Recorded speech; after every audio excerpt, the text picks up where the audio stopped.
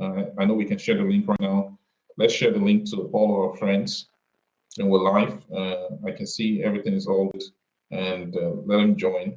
Let's have a wonderful time. Today's teaching is continuation of what we started, a compassionate leader.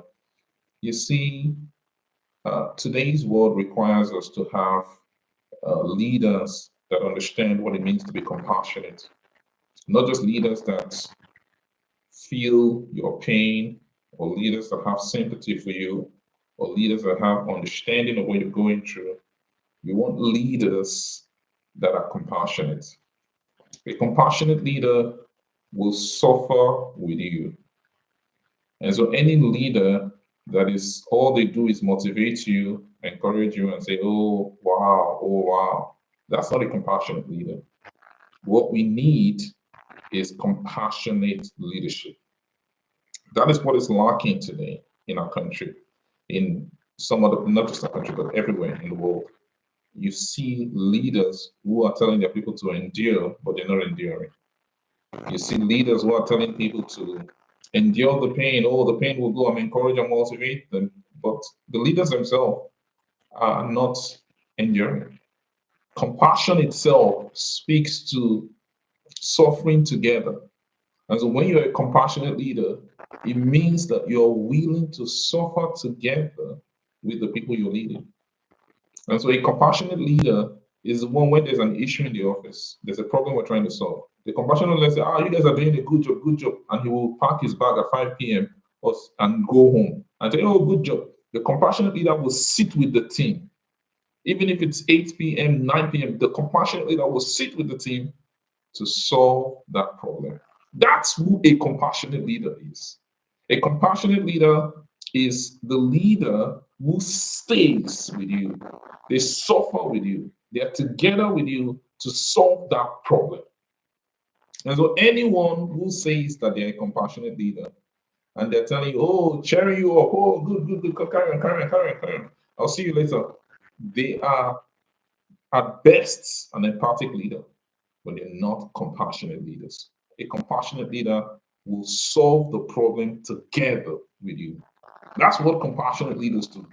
As I need you to understand this, if you want to move, and that's a level, not everyone gets to that level, but you cannot claim the title of a compassionate leader if you're not involved in the solution, if you're not involved in the suffering. Let's think of Jesus, our Lord and Savior. Think about him, our leader. He was a compassionate leader. He is a compassionate leader. He became like us, suffered like us. He took everything on our behalf. That's what leadership is about. And so, any leader you have who refuses to join in the suffering, to join in finding the solution, is not a compassionate leader. And in the spectacular church, we want to build members, we want to build leaders who are compassionate, who will go into their offices, their spheres of influence, and impact, and truly impact. And that's what we are raising our members to be: leaders, distinctive leaders, compassionate leader. So the question you need to ask yourself now is, am I a compassionate leader? If you're, then the next thing you ask yourself, what do I need to do? What are the steps I need to take to become a compassionate leader? That is why you are in this masterclass. You want to learn the rudiments. You want to learn the basics of what it means. It's the basics. It's not the deep depths. This is if we want to go into the depth of compassionate leadership, we will have to teach for 2 weeks every day. But here we're just really setting the basis of what it means to be a compassionate leader. If you have a leader who comes out and inspires you and say, oh, everything, well, keep on the suffering, bear, endure. But the leader is not showing or demonstrating that they are partaking in the suffering. That is not a compassionate leader. So you be the judge, the kind of leaderships that we see in different countries all across the nations of the world. In some countries, not all countries. You be the judge, where leaders will give themselves high parks. They are getting the best of the best, and they're telling their people to, hey, manage. Don't worry, the suffering will soon stop. They're not feeling the pain of what's going on in the country. They drive in big cars They don't feel the pain of the bad roads. They drive in, they are secured. They don't feel the issues of the insecurities in the countries and the nations. These people, you ask yourself this question: do we truly have compassionate leaders? So, but that's not, I'm not diving into politics. I'm not a politician. I don't teach politics. I'm a pastor and I focus on that. But what I'm doing, what I'm trying to bring your mind to is I need you to understand, I need you to come to the understanding of what it means to be a compassionate leader. And all of the leadership that you're seeing is at best, most of the leadership that we see around us is at best empathic. Some of them are pity leadership. They are pitying their people. That's all they do. They pity them. They show emotion. Oh yeah, we feel your pain. All those things. Then some that go to the next level, they have empathy. They say, "Oh, we really understand what you're going through. We understand." But they're not taking action in solving the problem with you. They're sometimes even telling you how to solve the problem, but they're not in the muddy water solving the problem with you. No, they refuse. They're not interested. They're leaders. I can't get my hands dirty. But hear me, child of God. A compassionate leader will get their hands dirty. They will get their hands dirty. If you're a compassionate leader, you will stay late with the team. There's a problem that needs to be solved. You will stay with them and solve that problem together. You say, what can I do to help? Let's solve it. Maybe there's a project that says this thing is taking time. Everybody will sit there together. That's why you're a leader. You don't want to leave the team and say, hey, I'm going home, or you guys should solve the problem. No, you will sit there and solve the problem. You're a compassionate leader in your home. Your children are struggling with something. You will not just leave them and say, oh, no, no. You will go get dirty and find the solution to the problem. Compassionate leadership requires you to get involved. Write it down. Compassionate leadership requires you to get involved. If you are not involved, you're not a compassionate leader. You need to be involved. A compassionate leader is involved. They are involved in what is going on. They are they get their hands dirty, they get their hands dirty, involved in the solution. Because a compassionate leader is actively involved in finding the solution. A compassionate leader is actively involved in finding the solution. A compassionate leader is not passively providing suggestive solutions. They are actively involved in trying to find solutions to the problems. And they're not leaving it to their members and their people and their followers and their team members to try to solve the problem. No, they get involved. So if you want to be a compassionate leader, you need to go the extra mile. Compassionate leaders are willing to go the extra mile. They will suffer together with you. They say this issue, we're going to tackle it together. We're going to get a solution together. I'm not gonna just be up there. No, a compassionate leader is involved, always involved. And so I'm not saying that the compassionate leader doesn't understand the part of delegation or take someone else's responsibility. When I say a compassionate leader is involved, it doesn't mean a compassionate leader is taking up the other person's work. No, but they're involved. They're contributing their quota to seeing how they can solve that problem. That's who a compassionate leader is. They are together with you. They're not going to leave you. They're not going to leave you. A compassionate leader will not leave you. And so we want to be compassionate leaders. And we want to be led by compassionate leaders. And so we have made up our mind to be compassionate leaders. And we're going to learn, and we are learning the rudiments, the key things that compassionate leaders must embody. What are the 12 things compassionate leaders must embody? I have listed 12 things that compassionate leaders must embody. Number one, a compassionate leader must be careful. Careful. Number two, a compassionate leader must have what we call compassionate accountability, being able to hold everyone accountable in a way that is humane. Number three, a compassionate leader gives feedback in a constructive way. It's called constructive feedback. They're able to give feedbacks that build, not destroy. Number four, a compassionate leader speaks to the core value of the organization, of the community, of the country, of the group, of the family. They speak to the core value. They speak to it, they live out that core value. A compassionate leader leads the core value. The strength of a compassionate leader is his alignment with the core value of the organization, the group, the community that they lead. And so a compassionate leader aligns with the core value. That's number three. Number four, that's number four, sorry. Number five, a compassionate leader is a great coach. They are good coaches. They're able to inspire, motivate, and get involved. That's what a compassionate leader, they are involved. They are so involved. They're good coaches. They're not micromanagers. They're able to coach you. They're able to, inspire. They get to get involved, coach you to your fullest potential. That's where a compassionate leader is. A compassionate leader, number six, celebrates wins. To celebrate the people, to celebrate the big wins, the small wins. They appreciate the people. There's a lot of appreciation going there. There's a lot of accolades that the compassionate leader is free to disburse accolades to those. It's not wanting to take all the glory that I did it, I did it. A compassionate leader will never use the word I in the team. It's always we did it, we made it, we accomplished it, because the compassionate leader is involved. The compassionate leader doesn't leave everyone and then want to take the glory. No, is involved. So celebrate the people, celebrate everyone, celebrate the wins, encourage. It appreciates. That's what a compassionate leader. A compassionate leader sees and appreciates. Take note of everyone's contribution and acknowledges.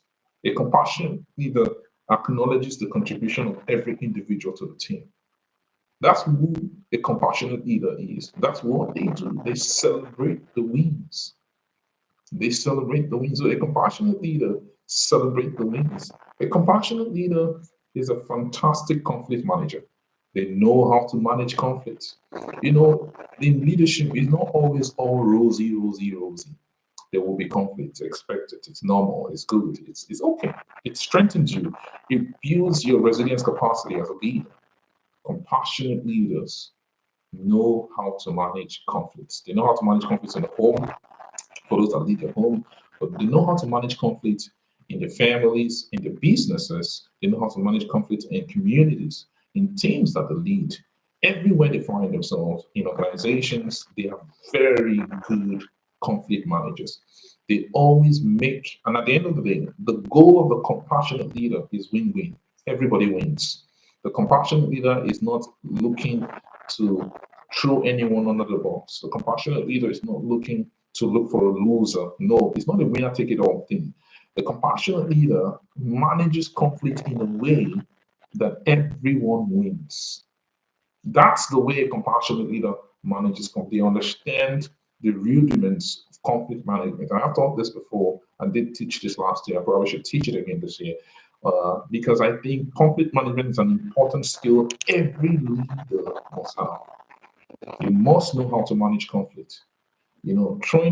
Sweeping the conflict under the rug is really, some people, it's called an avoidance scheme or avoidance method, where you try to sweep the conflict under the rug. No, confront the conflict instead of sweeping it under the rug.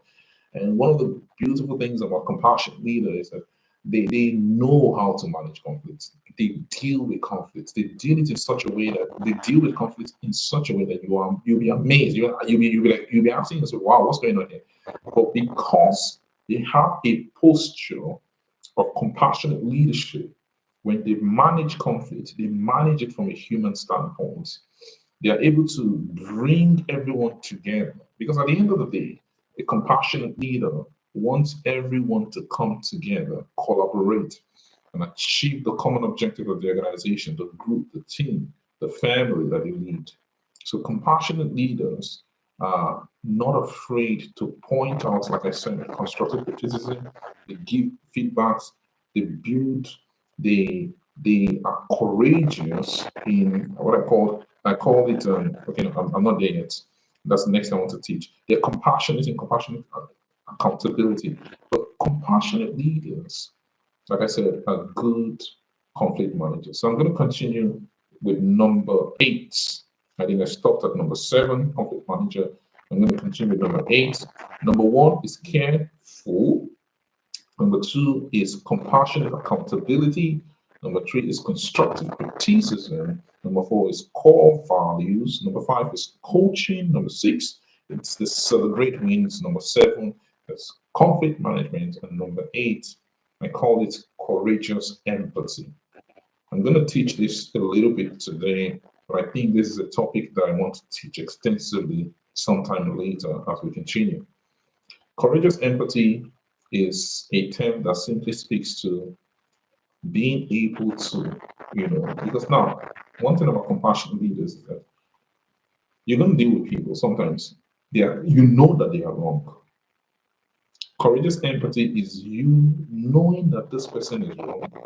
You don't agree with what they're saying, but you have you are empathic enough to understand where they're coming from. You're not quick to rubbish them. You're not quick to bring them down. A compassionate leader is someone who, even they don't agree with what you're saying or what you're doing, but they have this understanding enough to appreciate where you're coming from. So compassionate leaders are not they're not quick to throw you under the bus. Compassionate leaders are quick to find, see some reason in some what you're saying, even though they don't agree, even though you can't even be very wrong. But compassionate leaders is called courageous empathy. They're courageous enough to manage their emotions. They're so angry. They know what you're saying is nonsense. They know what you're saying is rubbish. But they're able to manage themselves. Courageous enough to manage their emotions and to see beyond their own feelings and try to understand where you're coming from. That's what courageous empathy is. And so every leader that wants to be termed a compassionate leader must have courageous empathy. It's an empathy that is just not just a normal empathy, it's an empathy that is courageous. It's courageous to douse your emotions, it's courageous for you not to, be quick to judge. That empathy is the empathy that makes you say, okay, let's just give them the benefit of the doubt. Okay, okay. That benefit of the doubt thing, that's what courageous empathy is. It also helps you to really work with people that you disagree with this person. You guys don't have see eye to eye on things, but you guys can come together to come to reach some kind of common ground. It's courageous empathy that gives you the capacity to work with people that you disagree with. You disagree with them. You disagree with them on fundamental matters, on fundamental issues, but you're able to come together to find common grounds. It's courageous empathy. Every compassionate leader needs courageous empathy. I'm going to teach this extensively during the course of this year because it's a powerful terminology that I'm studying. Courageous empathy. You need courageous empathy as a compassionate leader. You need it. You need courageous empathy. Sometimes someone is getting you so upset, so angry. You're just really angry with the person. But as a leader, you can't display that anger. It will be a misconduct on your part. It will mean that you don't have a capacity to manage your emotions. But courageous empathy is what even gives you the understanding to see beyond your frame of thinking and come to the understanding of how that person is thinking. That's what courageous empathy is. And so that's number 8. Every leader must have courageous empathy. Number 9 is committed listening. See, um, some of us hear, but it's one thing to hear, it's another thing to listen. A compassionate leader listens. They listen to what you're saying and what you're not saying. Listening is a skill that every leader must have. A compassionate leaders must be committed to listening. They're not just sitting there with you and hearing what you're saying, but they're not present. They're sitting there with you, hearing what you're saying, and they're committed to always listen to you. So they're not listening to you once in a while, they're listening to you every single time. That's what a compassionate leader is. A compassionate leader is a committed listener. They will listen to you. They will listen. They want to hear everything you have to say. Some leaders don't want to hear what you have to say. They're not interested. But some will want to hear, but they just want to hear for hearing's sake. A compassionate leader It's not just hearing, he's listening to you, and he's committed to listening to you so that we can solve the problem together. Don't forget what I said. Compassion has to do with together. Compassion is dealing with it together, not dealing with it individually. You're dealing with it together. That's what compassion is. And like a compassionate leader, for you to deal with something together, communication is key. And part of communication is capacity to listen. You need to know how to listen.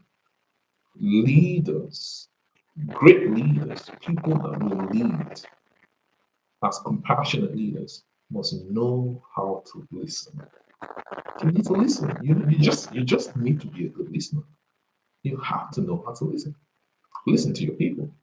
Some people can't even listen. They can't listen. They don't want to listen. You need to learn. Learn to listen to your children. Learn to listen to people that are working with you. You know, when you're a leader, it becomes your call to action. Now, hear me now. Every leader's call to action is to listen. It's your call to action. Sometimes we have come to understand that the leader's call to action is to talk, is always talking. The leader should be the one talking. That's his call to action. No, the key, the first important call to action of every leader is to listen. A leader that is not able to listen will not be able to lead well. You must be able to listen as a leader. Listen to your people. Hear what they're saying. Hear what they're not even saying. When you're committed to listening, you will hear, and you will hear clearly. And so every leader must make up their mind to develop capacity for listening. I understand that there are certain temperaments that don't find it easy to listen. But it doesn't matter your temperament. It doesn't matter your temperament. You can learn the skill of listening. For some people, it comes easy. For some people, not so easy. But at the end of the day, every leader who wants to lead and succeed in leading must be a good listener. And compassionate leaders are committed listeners. They listen well.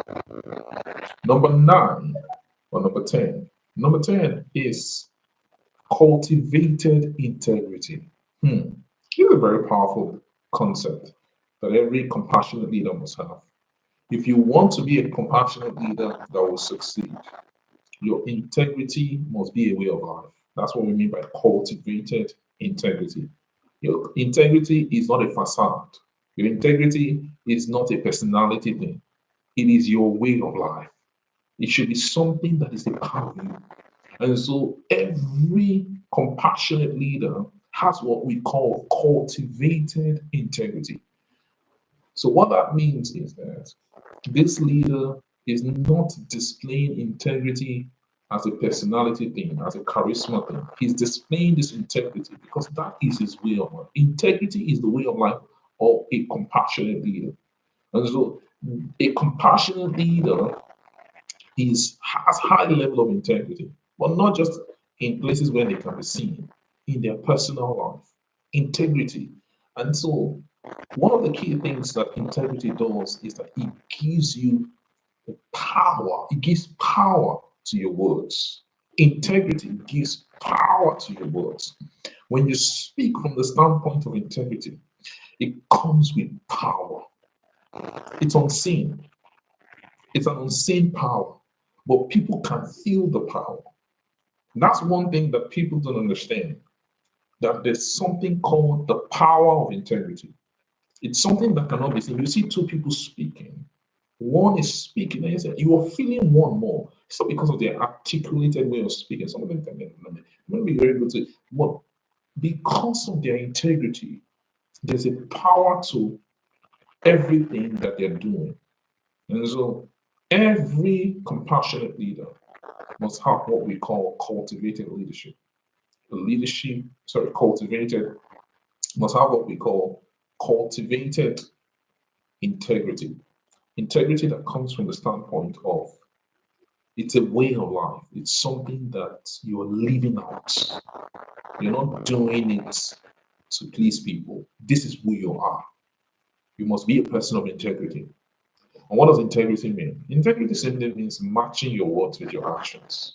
That's what integrity is. Matching your words with your actions. So integrity is walking the talk. A compassionate leader says, well, we are a compassionate leader will come and say, maybe let me give an example. Oh, we're very respectful people here. But that compassionate leader at home is very disrespectful. You see what I'm saying? Oh, we are very empathic people here. But that compassionate leader at home is not an empathic person. Look, a compassionate leader is someone that has cultivated integrity. So what that means is that what they say is who they are. As they say it, that's who they are. They are what they say. That's what a compassionate leader. A compassionate leader says, see, I don't take nonsense. And he will not take nonsense. He will never take nonsense anywhere.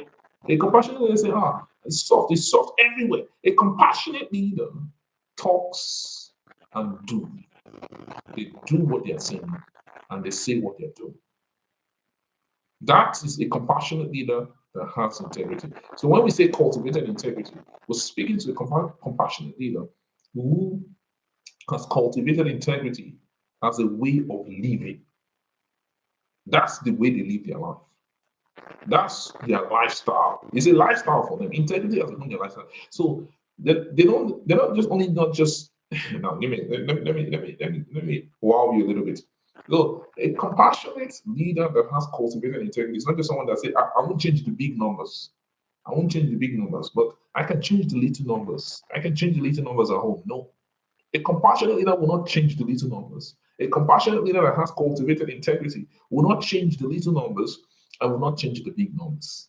So it's not about how big or small the issues are. For them, they handle it the same way with integrity. That is what cultivated integrity is about. It's a way of life. It's not about I'm in the office, I'm before people and whatever. They are respectful everywhere. They are they are kind everywhere. Everywhere to people that know them or don't know them. They're kind. And so when you, as a compassionate leader, have this skill called cultivated integrity, you are able to really lead as a compassionate leader. It becomes a lot more easier to lead. People will see your authenticity. They will see it. It's clear. It's not something that is hidden. They will see it because you are not pretending. You're not putting up a personality. So that's what compassionate leadership, this pillar of compassionate leadership, the cultivated integrity, does. So everyone must think about this. For me to be a true compassionate leader, I must have what we call cultivated integrity. The next is communication. Communication. I think it's very important that compassionate leaders build that channel of communication. There must be very open communication. If you want to be a compassionate leader, people should be able to speak up. People should be able to communicate. The line on channel of communication should be easy. I mean, hiding things and all of that, being sneaky, being all these things just really pushes the people off. Compassionate leaders are open leaders. They are big on communication. The company is going through something and it might affect everyone in the organization. And the company is keeping it from everyone. They say, no, let's keep it around. No. Compassionate leader will involve everyone. To the extent that it affects you, you will be involved. That's what a compassionate leader will do. They will not hide things. Compassionate leader communicates, open communication. Things are communicated. There is that enabling environment for people to speak up. People are not timid, they are not afraid. They can speak up their minds because their leader is a compassionate leader. So communication is key. It's a special skill and it's very important for every compassionate leader. This pillar is so important. You must have what we call open communication. The channel of communication must be open. People should be able to come to you and speak to things. People should be able to air their mind on matters, on projects. Let it not be that you're the only one that can speak. In teams, in the family, let it not be that it's only mommy and daddy that can speak. The children should be able to speak up. The children should not be afraid to speak up. A compassionate leader in the home, everyone can speak. The wife is not afraid, the husband is not afraid, the children are not afraid, everyone is speaking. If you're a compassionate leader, you're a compassionate leader as a pastor, the people can speak to you. You're a compassionate leader of a group of people, of a group or team, an organization, you can speak. There's that open communication. Oh, yeah, yeah, and all that. So, compassionate leaders give room for communication. There's that communication. And communication is two ways. And so, the compassionate leader is speaking to the people and they're speaking to me. It's a communication, like I said, and it's open. And everyone is getting, and at the end of the key thing about the communication is that it builds. And compassionate leadership and compassionate leaders do not allow for communication that destroys. They do not allow for communication that brings down. They do not allow for communication that is toxic to the environment. So compassionate leaders are aware of this. They are very much aware of this, and so they protect their environment. They do. They make sure that the environment is protected. And so the communication is, in a way, the communication of compassionate leaders is, in a way, streamlined towards a certain, it's in a certain way. So we're not saying, oh, we can communicate and you start saying anything. No, it's already filtered. It's filtered through our core values. And so you see how it stacked up. The pillars stacked up because the compassionate leader already know the core values. Communication will be filtered through those core values. You're not going to say I'm open communication. You insult people, shout at people, bring people down because there's open communication. That's not communication. That's abuse. So compassionate leaders know this. And so the open communication they speak to is communication that drives us towards the goal, the vision, the objective, and is building everyone along the way. That is very key and important to note for compassionate leaders. And finally, and this is very important, I think this is the most powerful tool for all compassionate leaders, is that they create and build trust. They create it. Compassionate leaders create the trust. They do this by stacking up all of the C's that I've mentioned. The people just trust them. They trust them. They trust them to have cultivated integrity. They trust them to live the core values. They trust them to give them constructive feedback. They trust them to be careful. They trust them. So they create the trust. A compassionate leader is a trust creator. He creates trust. Goes into a place where there's so much mistrust, so much, backbiting, and so much mistrust and all that. That can create trust. That's what a compassionate leader does. They are trust creators. They create trust. They create trust, and you see people just gravitate towards them because they trust them. They've created an enabling environment. They've created an enabling environment where people can come and feel safe. They trust them. They trust them that they're living, they're actioning their words. They trust them that they are living out the core values. They trust them to display cultivated integrity. They trust them to communicate and have room for open communication. They trust them to know that they are involved in the suffering. They are involved. Compassionate leaders, the people know that this my leader is involved in the suffering. This thing we're going through, where he's involved. A compassionate leader is involved. Compassionate leader is not leading the people, enjoying life, just enjoying and just sort of having this very cool life, and the people, you know, compassionate leader. Hear me now. Compassionate leader. If the community is out of power, the compassionate leader will turn off his own power. That's it. There's no light here. We don't have light. That's a compassionate leader. And now it's for you to measure now. The compassionate leader will not say, guys, don't worry, the light will come on, but the electricity will come on. The electricity will come on shortly. And the compassionate leader is enjoying the electricity. A compassionate leader will not say, there's scarcity of food everywhere in the town, in the nation, in the community, and people are hungry, but the storehouse of the leader is full and is eating and feasting all day. And I say, oh, guys, don't worry, things will be fine. But they are feasting. That's not a compassionate leader. There's no trust there. You see why people don't trust their leaders? Because they can't, there's no trust created anywhere. Everybody's just doing what they want else. The leadership is, compassionate leadership is what we need. That's what we need. And Jesus displayed compassionate leadership in the highest level. And he modeled it. And that's what we need in governments.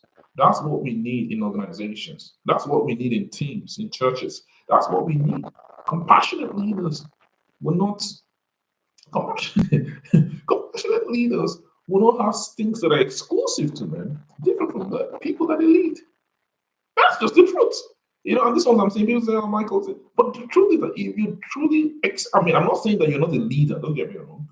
I'm saying that if you want to be a compassionate leader, then you have to be involved in the suffering. There's no two ways about it. You want to be termed a compassionate, you have to be involved in the suffering of the people. A compassionate leader must be involved in the suffering and finding the solution. You can't be a compassionate leader. There's famine in the land, but you have plenty in your store. You're feasting and you're encouraging the people and telling them, don't worry, everything will be okay. You're not a compassionate leader. You're a leader, but you're not a compassionate leader. A compassionate leader is not someone who will throw all the problems to the team and say, oh, guys, solve the problem, solve the problem. But the compassionate leader has time and it's not getting engaged in trying to solve the problem, even though they can't help solve the problem. So compassionate leaders are involved. That's the key word. They are involved, and they are involved in solving the problem. They are involved in the suffering and in the solution. So compassionate leaders must be involved. If you want to be a compassionate leader, you have to be involved. So I'm going to stop here. I wanted to touch on the benefits, or maybe I should touch so I can finish this up very quickly in a few minutes. The benefits of compassionate leadership is that it fosters happiness within the team. Everyone is happy. Everyone is very happy, number one. So it really does foster happiness in the team, in the organization, in the group. Everyone just really feels that sense of fulfillment. And happiness is key, And that's what compassionate leader does. It does foster happiness. Number two, everyone is highly motivated. The group is motivated, the team is motivated, the citizens are motivated, everyone, the family is motivated. Everyone just wants to achieve the goal because they know that their leader, is leading the way. So everybody's motivated. They're motivated to go through the suffering because their leader is leading the way. You see what I'm saying? Number three is productivity is increased because there's that motivation. So they are able to put in more effort to get the things done. So there's increased productivity. And number four, there's that sense that everyone is seen first as a person before a position. So everyone feels seen, not just as a position, but as a person, not just as a resource, but as a person. And that is very important in really helping the dynamics of a team. When people see that they are recognized as persons first before a position or a resource in a team. So I'm not just a resource in that team. I'm not just a position in that team. I'm a person. Compassionate leadership makes me see myself that way. And my compassionate leader sees me as a person first before a resource or a position in the team. This is very important. Compassionate leaders embody this. They just really make you feel like a person, not just a position or a resource within the group, within the team, within the community, but a person. And so these are some of the key things. And they create this very creative work environment because there's openness. Compassionate leaders encourage openness. Creativity abounds when compassionate leaders are leading. Creativity abounds. And everyone is in the right mental states or mental well-being. And people are not struggling with mental health because the compassionate leader understands. The compassionate leader understands. And so creates an enabling environment for the well-being of the mental health of the people that they are leading. Yeah. So this is something I think also. Yeah. Also, I speak to loyalty as well. There's strong loyalty to compassionate leaders. Strong loyalty, even in those difficult times, people stay. They will stay because the compassionate leader has demonstrated to this thing, right? So that's very key and important. I'm going to stop here for now. I trust that you've been blessed. I've given you so much. You probably want to listen to this again. I think it's best for you to listen to it so you get all of the nuggets and all of that. I don't have so much time to go deeper, but I would have loved to do deeper. Maybe I should write a book on this. That's what I think. Some of my teachings are already books that I expatiate a bit more. Because when I'm writing, then I'm able to put more on it. Yeah. Yeah. Thank you so much, everyone, for joining.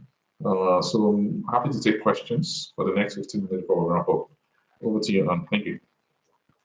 Thank you so much, Michael. Good evening, everyone, again, and thank you for joining in. What a wonderful time to learn and to grow. Indeed, Pastor Michael, please do turn it into a book so we can take it and keep growing each and every day as we hear the word and we learn of the word. I don't know if we have question in that, but I would encourage us to use the hand raise button to come up, ask our questions for those of us on Clubhouse. You can use the chat box on each and every one of your platform. So you can drop your questions, we'll pick it up, and you'll be sure that your questions will be attended to.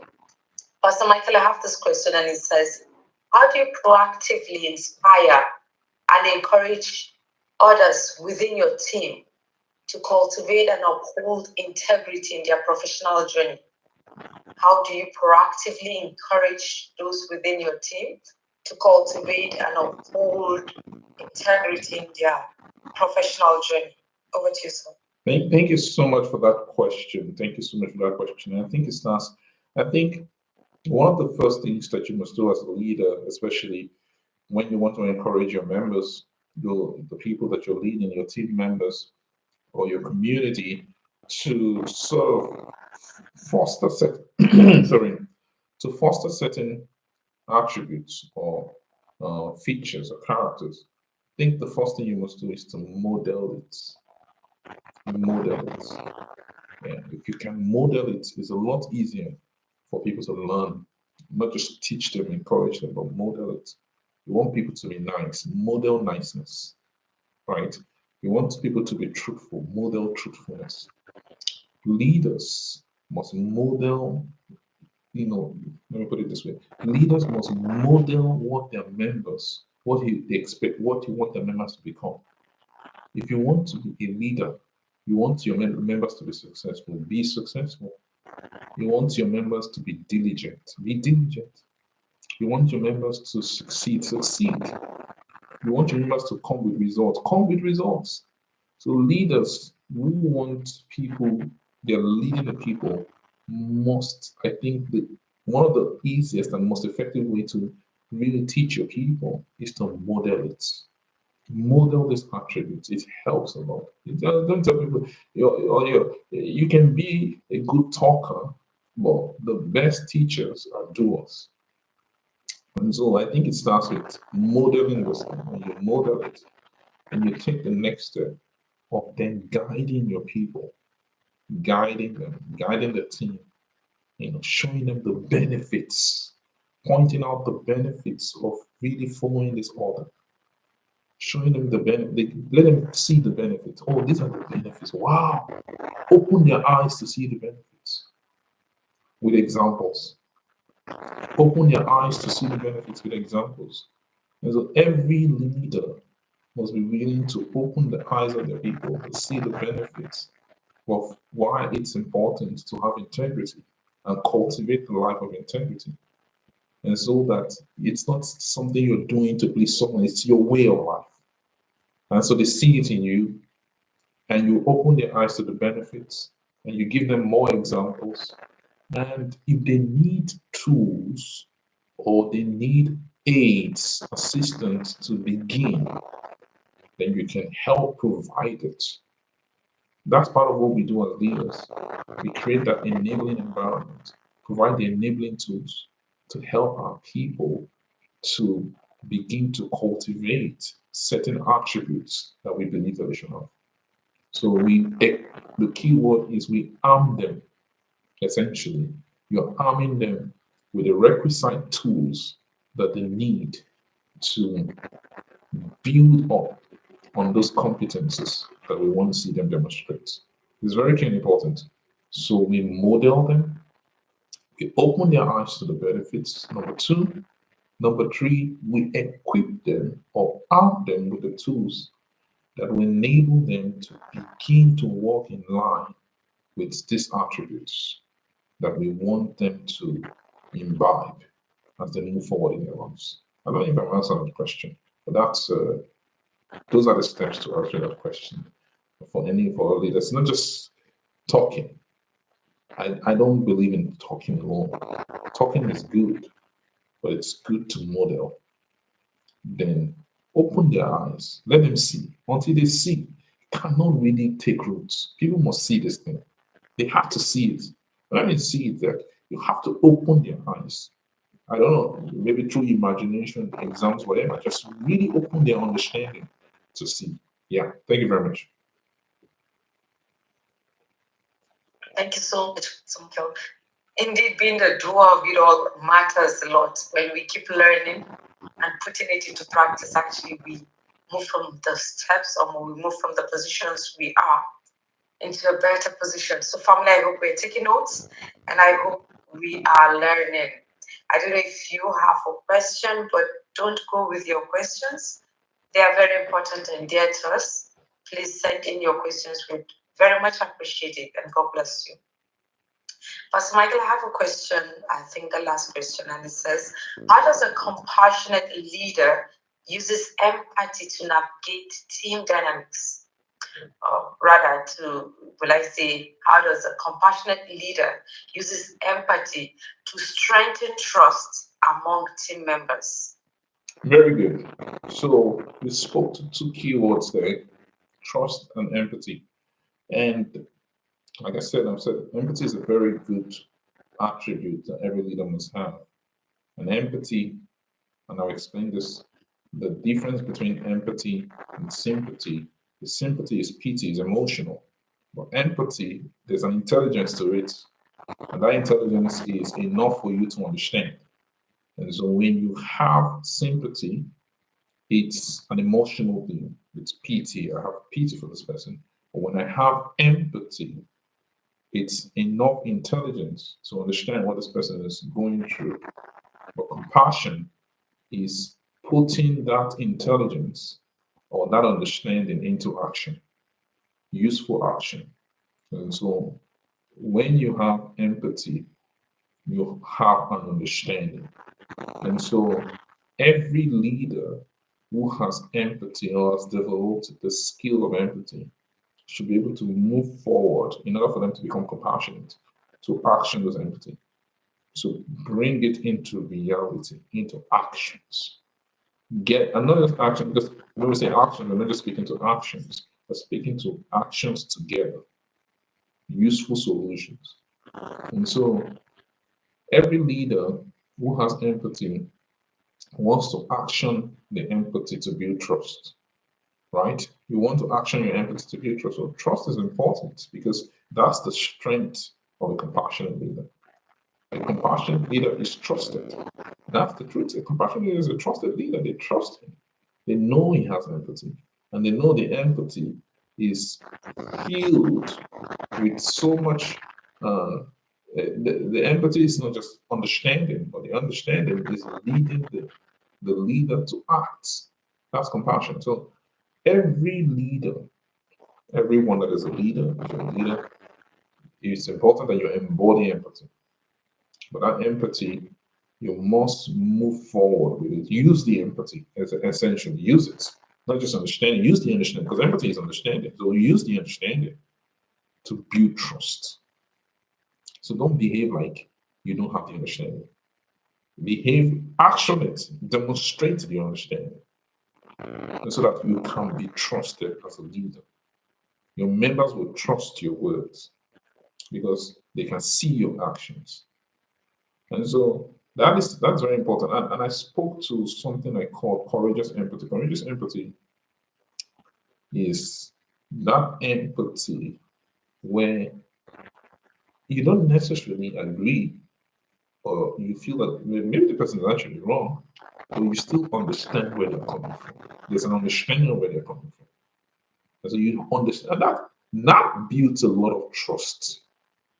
It does build a lot of trust with team members and their leaders. My leader doesn't really agree with me, but at least he understands where I'm coming from. That's good enough. That's very good. He's not talking me down. They're not talking me down. They're not just putting me on the side. At least they understand where I'm coming from. And so let's really come to a common ground. We can take it up from there. So every leader builds on empathy. They build on empathy to be able to create trust within the team.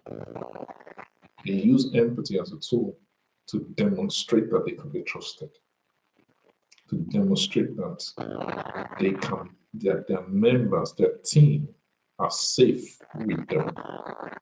Very, very important. And the empathy must be consistent. It's not an empathy they show one at once, one off. It's something that must be cultural within the team. It must be something that is known to be cultural within the team. Yeah. So that's my understanding on the role that empathy plays in building trust. It's a tool that can be used to build trust within the team when the leader, the compassionate leader, is able to action the understanding that they have. They action it in a way that it produces results that can be seen by everyone, including the team members. Yeah, thank you very much. Thank you so much, Pastor Michael. I'm out of questions at this time or this moment, and I'll just give you the mic so you can shut down on other platforms before we take the announcements and close the room. Okay, thank you very much. I trust this has been a power-packed 1 hour. I trust you guys have been blessed on Clubhouse, on YouTube, on Facebook, on Instagram, on Mixer-Up, and also on Twitter Space. Thank you so much, everyone, for joining in. We're here with just the services for 1 hour masterclass where we really dig into different. So next week I'll be taking questions. It's a question and answer session. I'll do a small teaching and I'll take questions, just a summary of this. Then I'll take questions next week. I will just do this summary. So please join us next week. We'll be digging into practical questions, and I'll also try to give some examples, practical examples of compassionate leaders as well. So please join us. Don't miss next week. The Lord bless you. Tomorrow we're having a relationship service. Don't miss it as well. I'll be speaking to a compassionate spouse on compassionate leadership, but tomorrow to be a compassionate spouse. Want to be a part of that meeting tomorrow at the same time. You don't want to miss it. Thank you so much, everyone, for joining us on all platforms. Follow, subscribe to all platforms that you're joining from. Subscribe, follow, anything you have to do to it so you're able to stay informed.